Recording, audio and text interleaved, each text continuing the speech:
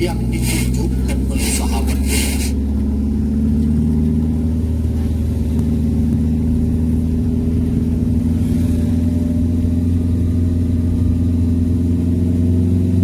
Assalamualaikum warahmatullahi wabarakatuh. Alhamdulillah di hari ini Selasa tanggal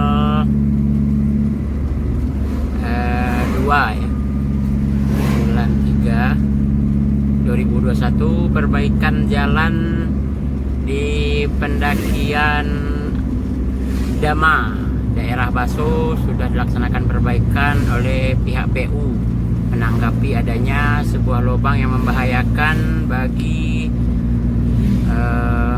kendaraan ataupun pelintas di jalan ini.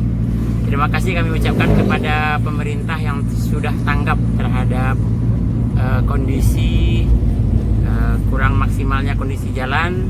Semoga dengan diperbaikinya jalan ini tidak ada lagi kecelakaan di lokasi tersebut dan kita semua bisa menjaga tertib berlalu lintas. Demikian saja liputan kami Minang Kabar, berbagi kabar ranah Minang. Assalamualaikum warahmatullahi wabarakatuh.